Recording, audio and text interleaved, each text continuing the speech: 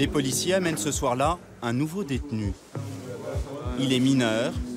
Il vient de passer 7 heures en garde à vue.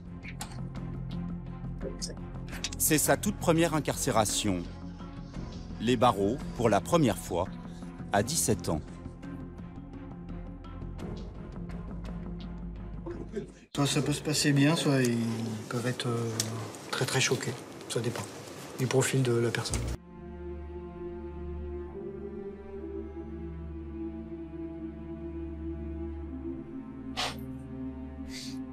Bon. Une carte. La prise d'empreinte, la remise du pactage, et puis la traversée de la cour. Allez, c'est parti. Aux fenêtres, 60 détenus. Des ados âgés de 14 à 18 ans, incarcérés pour vol, braquage ou trafic de stupes.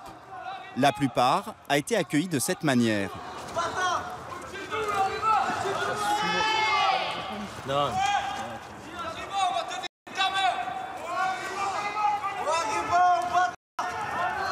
C'est en fait une sorte de bizutage réservé aux arrivants. Forcément impressionnant le premier soir. Non, réponds pas comme je t'ai dit. Garde ton calme, il n'y a pas de souci, ça va s'arranger. Ça, c'est pareil. Vous avez la télé là? Vous avez le lit, le matelas, l'armoire. Les cellules sont toutes individuelles avec douche et toilettes. Elles font 10 mètres carrés. Le détenu est ensuite reçu en audience par un gradé. On entend des bruits comme ça toute la nuit? Non, monsieur, il s'endort à un certain moment, beaucoup plus tôt que vous le pensez. Ouais. Première formalité, lire le règlement intérieur de la prison. On doit respect, obéissance à tout personnel. On appelle ça les 10 commandements. On ne doit insulter personne, on doit maintenir sa cellule et ses accessoires propres. Ok. Aucune question? C'est bon. Ok, jeune, donc vous faites confiance. Faites en sorte que si on entend parler de vous, que ce soit bien. Ce jeune homme vient d'être écroué dans un EPM, un établissement pénitentiaire pour mineurs. Il en existe 6 en France. Des prisons dans lesquelles les incidents se sont multipliés ces derniers jours, à Lyon, à Marseille ou encore à Lavore, dans le Tarn. Mutinerie, mais aussi jets de projectiles, insultes et agressions à l'encontre des personnels. Avant ces incidents, nous avions été autorisés à tourner à Marseille. Ici, pas de barbelés ni de miradors, mais de petites unités en forme de maisonnettes, comme dans tous les EPM de France. Des centres inaugurés il y a 4 ans pour répondre à l'augmentation de la délinquance. Jusqu'alors, les moins de 18 ans étaient incarcérés exclusivement dans des prisons pour adultes, au sein de quartiers réservés. Cette prison d'un nouveau genre est censée être plus éducative. Ici, les détenus mineurs ont 30 heures d'activité par semaine, dont 18 heures de cours, contre 12 dans une prison classique. Le détenu arrivé la veille est conduit chez le proviseur pour évaluer son niveau. Donc je me présente, je suis le proviseur de l'EPM. Donc je vais vous tester au niveau scolaire pour vous mettre dans un groupe à partir de lundi. Hein, d'accord? Alors ça, ce sont des mots qui ne veulent rien dire en français, mais je vous demande de me les lire à voix haute, s'il vous plaît. Facile, brat, nital, molite, bombe, olent. Très bien. Est-ce que vous avez des difficultés de lecture, en général? Ouais, je mets un peu du temps à lire. C'est un peu difficile, d'accord. Ça fait combien de temps que vous n'êtes pas scolarisé? Depuis la 5e, ça fait bien 4 ans et demi. Ça fait 4 ans et demi que vous n'êtes pas scolarisé. D'accord. Ça arrive souvent que vous ayez des gamins comme ça qui ne sont pas allés à l'école depuis 4 ans et demi? Ah oui, il y en a beaucoup qui sont en rupture scolaire, oui, tout à fait. Oui. On va dire que ça concerne à peu près 60% des enfants que nous scolarisons à l'EPM. Et donc, il faut leur remettre le pied à l'étrier. Voilà. La difficulté, c'est que les détenus ne restent que 2 mois et demi en moyenne en détention. Madame Troin. Le scolaire est obligatoire, chacun est orienté vers sa classe. Cela va du niveau alphabétisation au bac pro. On est dans la nature. Donc garage, c'est un nom, d'accord? Exprimer, c'est un verbe, on est d'accord? Jamais. Un verbe. Ouais, super. Moi. Un pronom. Un pronom. Chut, vous êtes nickel, là. Dans chaque salle, 6 élèves maximum au lieu de 30 dans n'importe quel collège à l'extérieur. Sur la fiche, c'est le mieux. J'aime bien l'école ici. Ici, on nous explique bien, ici. On comprend bien, mais là-bas, je comprenais rien, là-bas. Quand j'étais dehors, je comprenais rien. Parce que déjà, on était beaucoup en classe. Et voilà. Comme les surveillants, les profs sont volontaires. Anne-Marie travaille ici depuis 3 ans et enseignait auparavant en collège. C'est quoi la différence entre justement vos élèves d'avant et ceux d'ici? On est bien. Quand il reste un petit peu de temps, on arrive à créer des liens qui sont quand même plus personnels, plus privilégiés. C'est un souffle d'air frais, c'est de les amener à se remettre à réfléchir, à faire des belles choses, à lire des textes, à dessiner. Je trouve que c'est très important. Mais la prison n'est jamais loin. It's finish. Messieurs, on va en pause. La récréation se déroule juste en face, dans une salle fermée à clé. C'est officiellement l'espace pause. Les détenus appellent ce lieu l'aquarium, à cause des vitres sans teint. Il y a ici 3 fois plus de personnel encadrant que dans une prison classique. Plus de surveillants, mais aussi plus d'éducateurs, comme Bader. Il travaille à plein temps et vient ce soir pour le repas.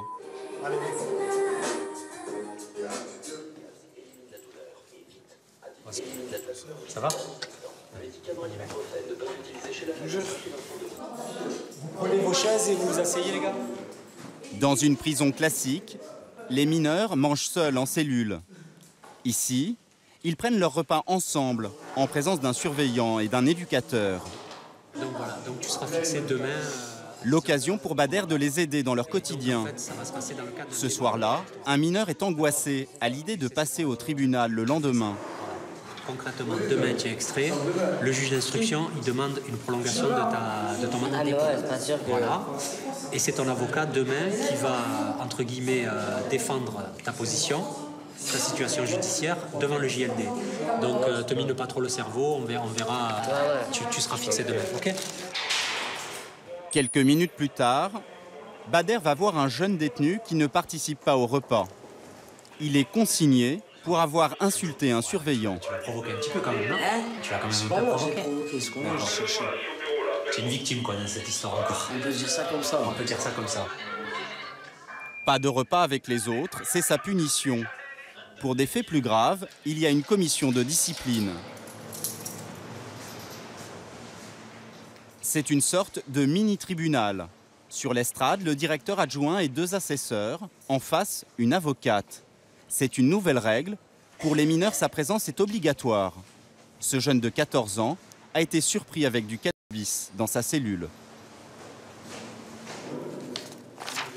Alors, qu'est-ce que vous avez à donner comme explication sur les faits qui vous sont reprochés?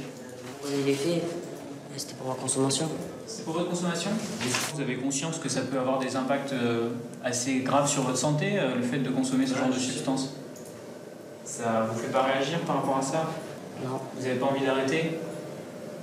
Non. Ça vous aide à vivre la détention mieux?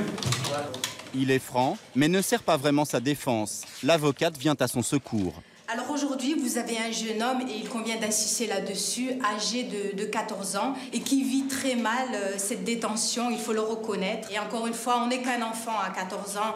Je vous demande de faire preuve d'indulgence. Comme il a moins de 16 ans, il écope d'une sanction éducative. Il doit soigner sa dépendance auprès du service de santé de la prison. À défaut, il sera privé de télévision pendant 5 jours. Pour des faits plus graves, certains peuvent passer jusqu'à 7 jours dans cette cellule disciplinaire. Depuis le début 2011 à Marseille, il y a eu une vingtaine d'agressions contre des membres du personnel. La plus grave, c'était il y a 2 semaines.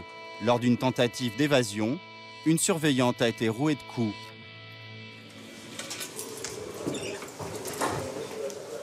Des violences contre le personnel, mais des violences aussi entre détenus.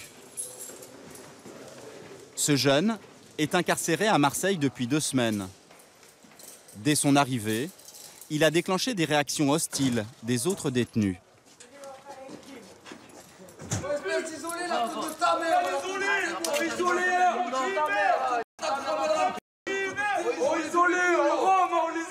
Il est du coup isolé des autres. La direction lui a aménagé un horaire spécial pour faire du sport. C'est toujours comme ça? Promener dans la... C'est l'habitude, hein. Marseille contre... Il vient d'un autre département et surtout s'est bagarré auparavant avec un autre détenu de l'établissement. Rien. Il faut le protéger. Ah oui, il faut le protéger. Il faut, chaque mouvement, il faut qu'il soit seul et accompagné de 1 ou 2 surveillants. Comment vous vivez, vous, le fait de ne pas être en collectivité avec les autres? Ah, c'est sûr, tu vis toujours un peu mal, tu fais une double peine. Mais bon, tu peux pas faire autrement. Tu sors, ça va faire des bagarres. Et le but, c'est pas ça. Le but, c'est de sortir le plus rapidement possible. À 17 ans, c'est sa 6e incarcération. Il vient d'être renvoyé d'une prison classique à cause de son comportement difficile. C'est la première fois qu'il vient à l'EPM. Comme il ne participe pas au groupe scolaire, une prof vient lui apporter ses cours en cellule. Ici, il se montre motivé. Donc c'est à toi de choisir. Là, c'est le programme de CAP. Moi, je veux sortir avec un peu d'instruction. C'est pour ma sortie, tout ça que je le fais. Pour le travail et tout, on en aura besoin. Regarde à la bibliothèque. Léa reprend aussi 2 livres qu'elle lui a apportés la dernière fois. Qu'est-ce qu'il dit là? Alors là, c'est un roman qui est historique. C'est pendant la Seconde Guerre mondiale, en fait, sur une jeune fille qui est dans une cave. J'avais jamais lu un livre comme ça. C'est la première fois que je suis arrivée à le lire. Jamais je regardais que des livres avec les images. Je pense qu'il y en a quelques-uns quand même qui ont pris le goût à la lecture ici et c'est bien comme ça. C'est dommage que ça ait été suscité par le milieu carcéral et par le fait d'être enfermé. Mais du moment qu'à un moment donné, il y a cet intérêt-là, nous, on est contents. C'est le seul détenu isolé. C'est aussi le seul à être père de famille. Une lettre de mon fils, carte de Noël. Il a quel âge? 1 an et demi. Là, 1 an et demi? Vous l'avez eu jeune? Ouais, j'avais 16 ans. Depuis qu'il est né, j'ai passé beaucoup de temps en prison. Combien de temps? 11 mois en prison. Et il a 1 an et demi. Et qu'est-ce que t'en penses de ça? Ah, j'en pense que c'est pas bien. Je veux qu'il ait une vie meilleure que moi, que ce que j'ai eu. Je veux pas qu'il passe par où moi je suis passé. Son père est décédé alors qu'il était enfant et il n'a quasiment plus de contact avec sa mère. Ses tuteurs sont ses grands-parents. Chaque semaine, il a le droit à 3 visites et 2 appels téléphoniques. Allô? Allô? Oh, ça va? Ça va? Ah, il fait beau, hein? Ah ouais, il fait beau, mais voilà, en cellule. C'est pour la partie de boule, au tac. Ah ouais, y'en a marre. Eh, qu'est-ce que tu veux faire, mon petit? Ouais, ça va, bientôt je dors, Prendre sûrement la patience, ça. Ah ouais. Ça va couper dans 10 secondes. 9 secondes. Bon. La famille n'est pas le seul soutien des détenus. Chaban, le prof de boxe, lui aussi croit en eux. Il leur apprend respect et discipline par la boxe. On essaie de leur donner pour leur montrer que dehors, il y a d'autres choses à faire. Il n'y a pas d'aller arracher le sac d'une personne âgée ou d'aller... Non, puisque quand vous leur posez la question, ils disent « Mais si ça arrive à ta mère, ça, qu'est-ce que tu ferais, toi ?» Mais vous dites « Je le tue. » Ben, j'ai de la chance qu'on ne te tue pas, toi, aujourd'hui. Et tu as de la chance d'apprendre autre chose. On se concentre, on se lâche complètement, on ferme les yeux. Et on est carrément dans un autre monde, là, on dort, OK? La relaxation totale, s'il vous plaît. Ce moment-là est sa plus grande fierté. Ben, vous voyez, là, c'est le meilleur moment, quand on a fini l'entraînement, pour être bien. Ce travail, on le fait dans le stade, où il y a tous les détenus qui le regardent par les fenêtres, mais personne ne crie, parce qu'ils savent que c'est un moment de relaxation, de très calme. C'est-à-dire, ils se respectent. En 3 ans, près de 1000 détenus sont passés par cette EPM. Que sont-ils devenus ensuite? Aucun bilan n'est officiellement disponible sur le taux de récidive.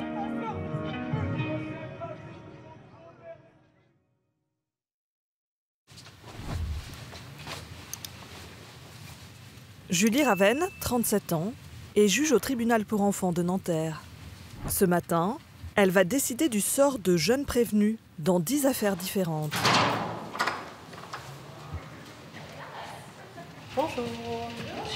Les audiences se déroulent à huis clos pour protéger les mineurs. Une intimité que notre caméra a pu exceptionnellement rompre. L'audience est ouverte, vous pouvez vous asseoir.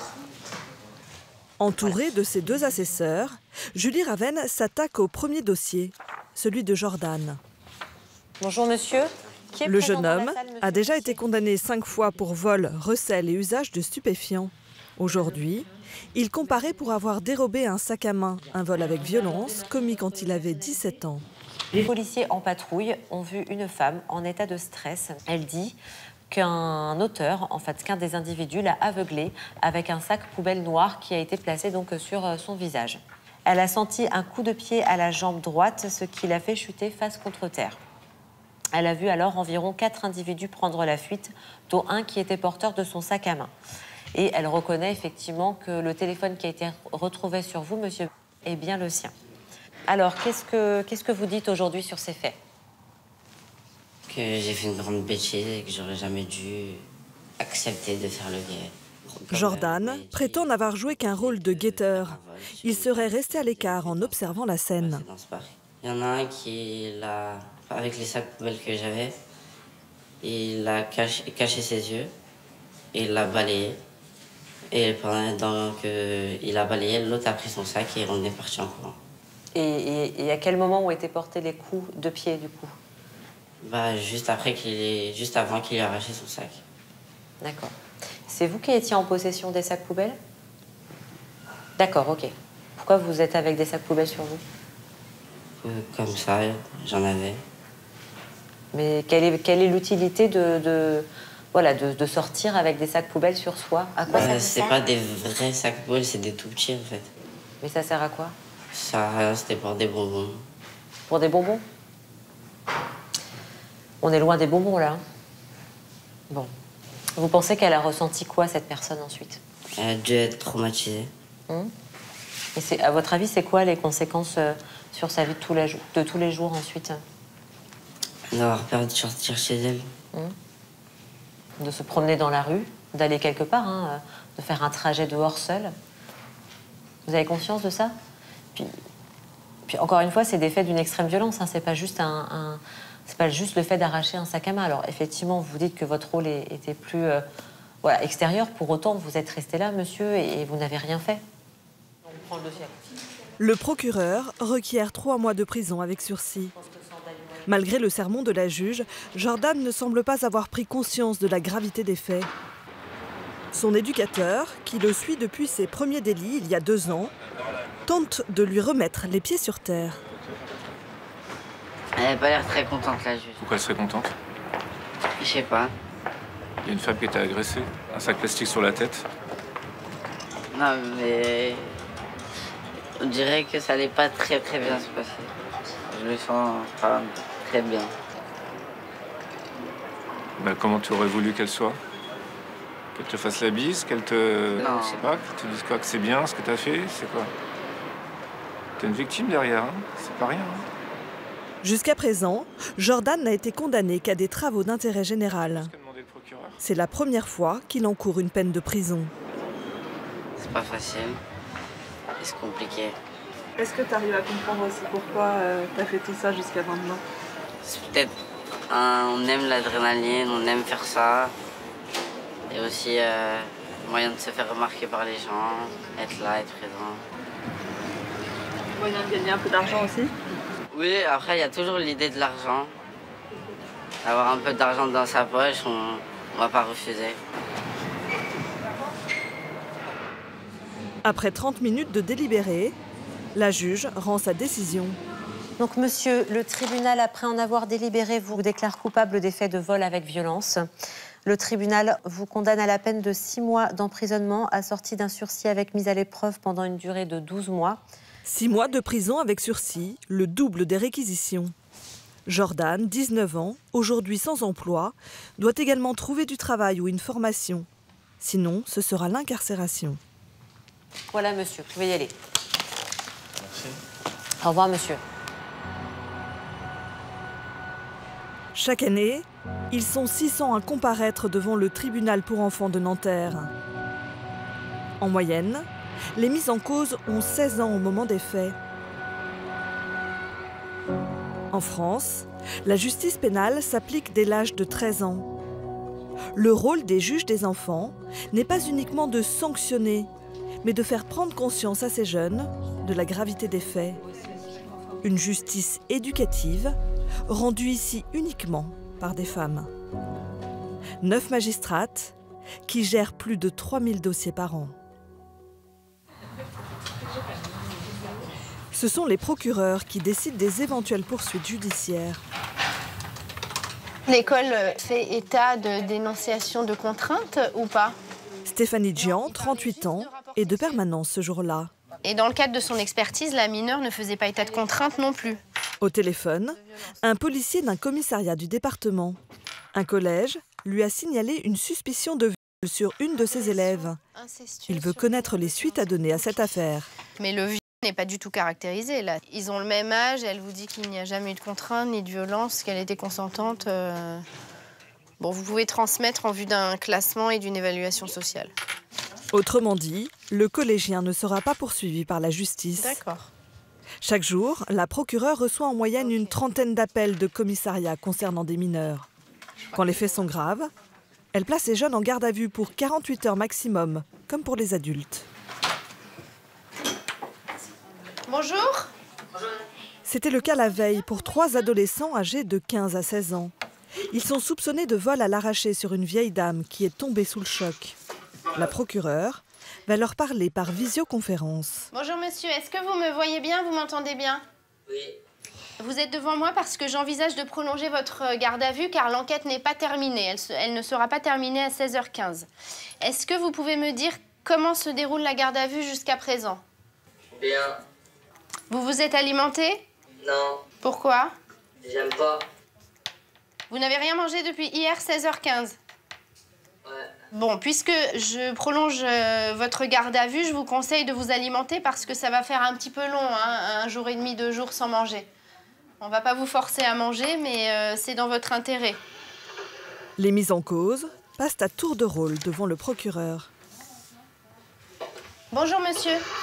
Est-ce que vous avez quelque chose à me dire sur la prolongation que j'envisage? Est-ce qu'après que ça sera prolongé, est-ce qu'elle se sortira? Alors moi, ce que j'envisage en l'état, c'est que après la prolongation, vous soyez déféré au tribunal. Parce qu'il vous est reproché des faits assez violents. Donc je souhaiterais que vous soyez déféré devant un juge pour enfants. À Nanterre, un mineur sur 4 poursuivi par un juge des enfants est déféré. Il comparaît immédiatement après sa garde à vue devant le juge, risque des poursuites pénales et même l'incarcération sur le champ. Au revoir, monsieur. Stéphanie Gian s'entretient maintenant avec la juge devant laquelle les 3 jeunes comparaîtront le lendemain. Oui, la permanence. Je viens de le prolonger. C'est des faits qui je viens de vous laisser un message sur le ouais. répondeur. Ne l'écoutez pas, du coup, il doit être très moche, c'est pas grave. Ils ont agressé une vieille dame. Ça va pas. Oui, on sait quel âge elle a, la dame. Okay, merci. À tout de suite. Oui, on sait, mais je ne l'ai pas noté. La victime, âgée de 80 ans, a été hospitalisée. Elle souffre de plusieurs fractures. Reconnaît et il indique qu'il s'était concerté, que les 2 autres ont fait le guet pendant que lui allait arracher le sac à la victime et ensuite ils sont partis en courant, ils allaient partager le butin. La juge connaît bien l'un des 3 jeunes, Arnaud, 16 ans. Elle l'a déjà mis en examen 2 fois pour le même type de délit. La dernière fois, c'était il y a 3 semaines seulement. Des violences sur une personne âgée. C'est quand même un souci. Ça m'interroge quand même sur sa personnalité. Parfois sur des personnes, tu vois, sur des personnes âgées. C'est un gamin, on a l'impression quand il est complètement un peu en décalage avec la réalité. Je sais pas. Pour l'instant, j'ai que ça. Si j'ai d'autres choses, je préviendrai. La juge pourrait décider de le placer en détention provisoire. Il est parfait. Il est rapide.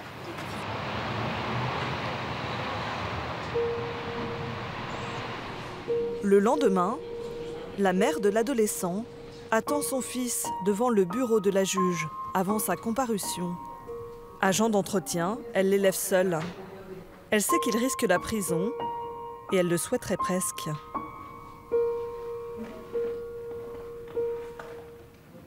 Comment vous vous sentez? Très mal. Pourtant j'ai l'habitude, mais à chaque fois Je suis pas bien. Je vous dis, moi j'en ai marre. Qu'est-ce que vous souhaitez aujourd'hui? Qu'il soit vraiment puni pour quelque chose.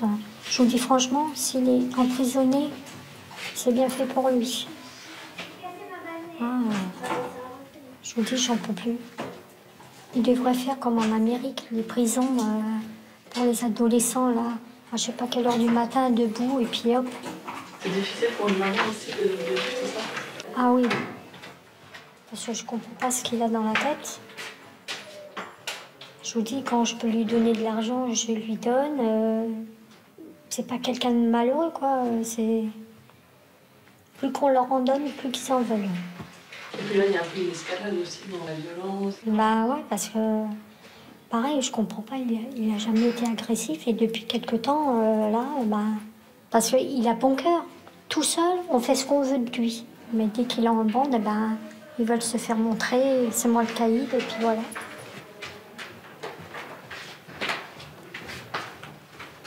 Nous n'avons pas pu assister à l'audience. 1 heure plus tard, Arnaud est mis en examen. Il repart menotté pour le quartier mineur de la prison de Nanterre. Il est placé en détention provisoire.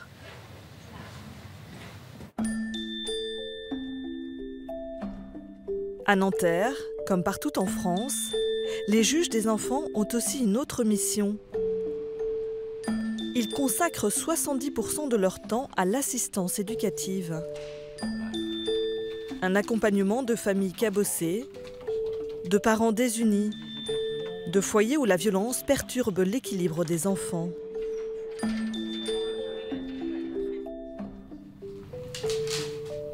Ce matin, la juge Delphine Blot reçoit le petit Tom, 6 ans, et ses parents. Voilà, pour la situation de... S'il vous plaît. Bonjour monsieur, bonjour madame. L'enfant vit en garde alternée chez ses parents divorcés. D'accord. C'est la mère qui a saisi la juge il y a 2 ans, inquiète des conditions de vie de son fils chez le père. Alors, vu son jeune âge, il a le droit de jouer dans son coin s'il veut, hein, c'est pas un souci. Une enquête sociale a confirmé que le conflit parental perturbait l'enfant. La juge a nommé une éducatrice, ici en rouge, pour suivre le bon développement de Tom et conseiller ses parents. 2 fois par an, ils sont convoqués au tribunal pour faire le point. Alors, je rappelle qu'à la base, cette mesure avait été ordonnée surtout en raison du conflit parental assez massif, assez important, qui pouvait impacter effectivement de façon assez importante. Étant précisé que c'est ajouté aussi à tout ça une affaire de violence pour laquelle vous avez été condamné, où madame, je crois, faisait partie des victimes et auxquelles avait assisté. Donc tout ça faisait qu'effectivement il y avait des grosses inquiétudes sur l'évolution de ce petit garçon.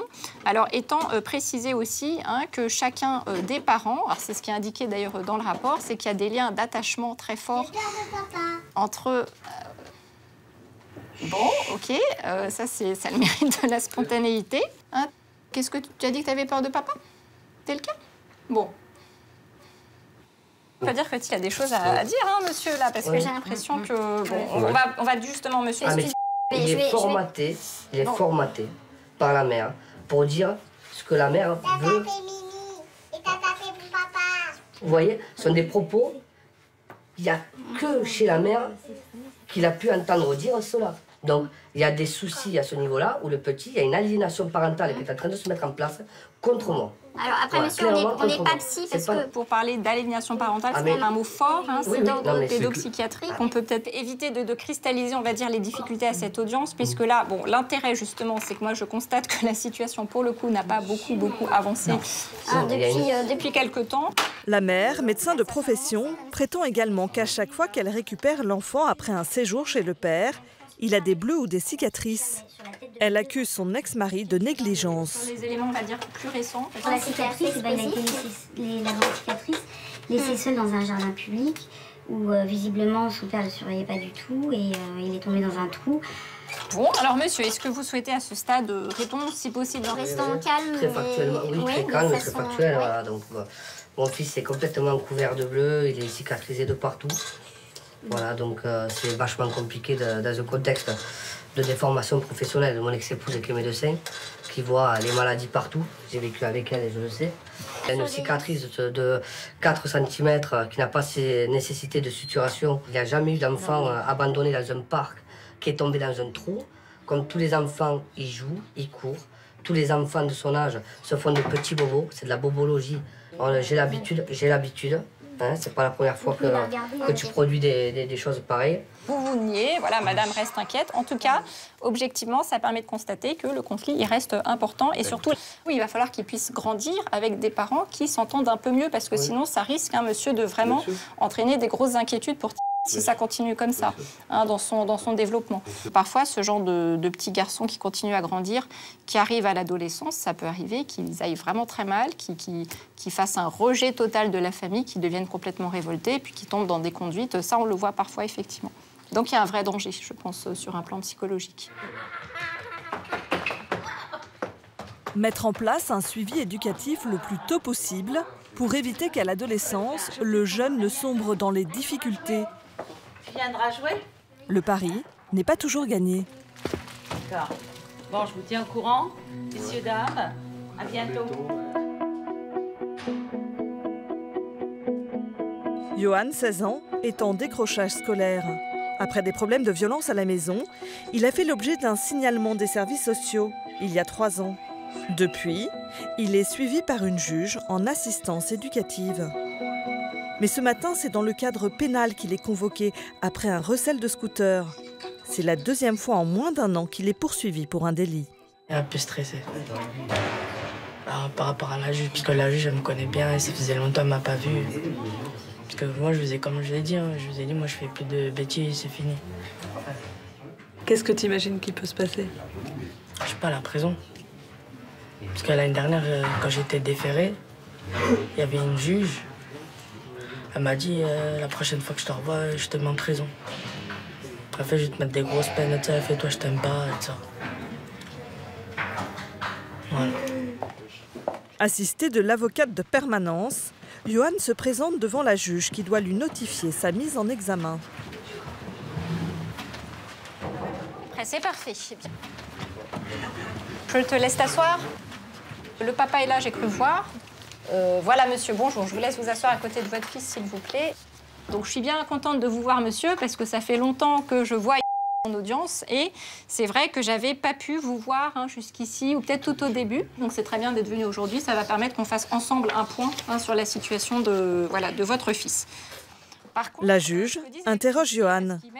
Le jeune homme prétend avoir simplement garé un scooter pour le compte d'un ami, en ignorant qu'il était volé.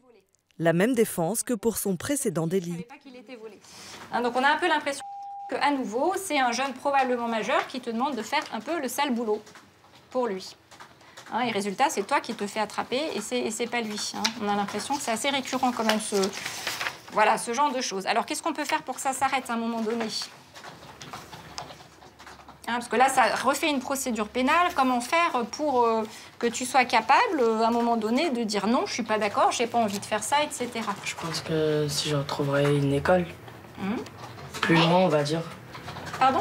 On va dire si je retrouverais une école un peu plus loin de chez moi. Un peu plus loin, alors c'est toujours la question. Comme ça, je reviendrai tard, comme ça, je croise personne de ma vie. Ouais, ok. Bon, donc j'en conclus que ton souhait, c'est toujours un peu d'être éloigné de ce quartier. Ton quartier. Bon. Mais là, il va falloir sérieusement que les procédures pénales s'arrêtent. Parce qu'une prochaine fois, le procureur, ça sera un déferment, ça sera un contrôle judiciaire, ça pourra même être de la détention provisoire si ça continue. Donc il faut vraiment qu'il n'y ait plus de dossiers. Voilà, je vais te demander une signature, s'il te plaît, en bas de chaque page. Il faut que tu signes recto verso. Aujourd'hui, pas de détention provisoire. Johan doit seulement signer son procès-verbal de mise en examen. Rappel à la loi, travail d'intérêt général ou stage de citoyenneté. Pour les faits commis, il ne risque qu'une mesure éducative. Voilà, je vous laisse y aller. Au revoir. Johan sera jugé 1 semaine plus tard par Delphine Blot dans ce même cabinet. Au revoir, monsieur. Les mineurs ne comparaissent dans une salle d'audience que pour les affaires les plus graves. 1/3 des cas. Un moment solennel, comme pour les adultes, afin de créer un électrochoc chez ces jeunes en perte de repère. Ce matin, c'est la présidente du tribunal pour enfants, Béatrice Baudiment, qui dirige l'audience. Merci. Merci. Sur les 10 dossiers du jour, la moitié concerne du trafic de stupéfiants. Alors, l'audience reprend, vous pouvez vous asseoir. Matteo, 16 ans au moment des faits, comparaît pour la première fois. Bonjour monsieur. Il est accompagné de son père, commerçant, et de sa mère, auto-entrepreneur.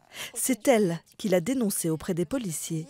C'est votre mère qui s'est présentée au commissariat en indiquant que dans votre chambre, elle avait remarqué une boîte dans laquelle elle avait trouvé de la matière brunâtre ressemblant à de la résine de cannabis, ainsi que des billets de banque, et que donc elle amenait tout ça à la police puisqu'elle ne voulait pas cautionner ce comportement. Pour financer sa consommation, Matteo se serait mis à dealer. Il aurait acheté 400 € de cannabis pour le revendre.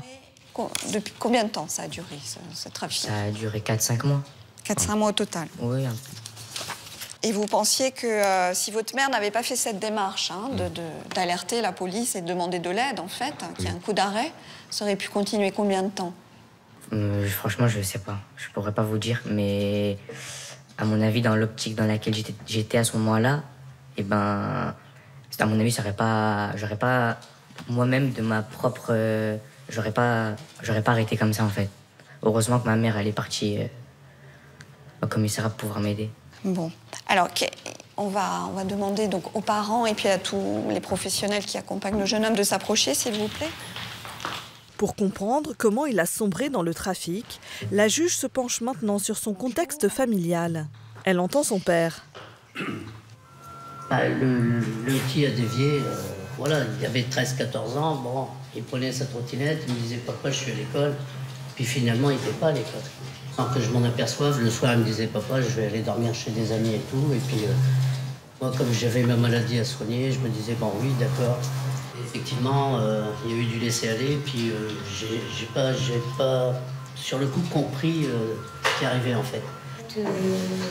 Depuis son arrestation, Matteo, devenu majeur, a trouvé un emploi de chauffeur-livreur. La juge veut savoir ce qu'il en est aujourd'hui de sa consommation de cannabis avant de prononcer la peine. Oui. Vous, tout à l'heure, vous commenciez à dire que vous aviez diminué, c'est-à-dire, vous en êtes où par rapport à la consommation, monsieur? Avant, j'étais à 2 grammes par jour. Maintenant, j'en suis à 1 jour, même pas. Oui. J'essaie de diminuer petit à petit. Ça reste beaucoup trop, surtout que vous conduisez dans le cadre professionnel. J'essaie de pas du tout fumer parce que je conduis. D'accord. Le trafic de stupéfiants est puni au maximum de 10 ans d'emprisonnement. Mais pour tous les délits, les peines sont divisées de moitié quand il s'agit de mineurs. Dans l'attente du délibéré, Matteo semble avoir pris conscience de ses actes. Ça me remet en cause. Je sais que je fais des conneries, voilà, maintenant je dois les assumer. C'est tout. Avant, je travaillais pas. C'est n'importe quoi. Pourtant, j'ai un travail, tout ça. Les éducateurs qui sont là pour nous aider, ça va, tout se passe bien. On va dire que c'était une erreur de jeunesse? Oui, exactement. C'est ça.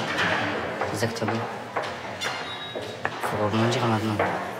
Le tribunal, après en avoir délibéré, vous déclare coupable des infractions et prononce la peine de 2 mois d'emprisonnement, assortie intégralement d'un sursis mis à l'épreuve pendant une durée de 18 mois. Pendant cette période, aucun écart ne sera toléré. Vous pourriez voir ce sursis mis à l'épreuve révoqué et donc être envoyé pour 2 mois en prison. D'accord? Donc c'est sérieux. D'accord? Est-ce que tout est clair, monsieur? Tout est clair. Très bien. Alors, vous allez pouvoir reprendre vos pièces justificatives. Cette condamnation, le père de Matteo la vit un peu comme si c'était la sienne. On a l'impression d'avoir été coupable du fait qu'il soit ici. D'avoir peut-être, oui, loupé quelque chose, un passage dans notre vie, en fait. On a peut-être pris un mauvais virage. Comme Matteo, 65% des jeunes condamnés ne récidivent jamais. Depuis 2010, la délinquance des mineurs est en légère diminution.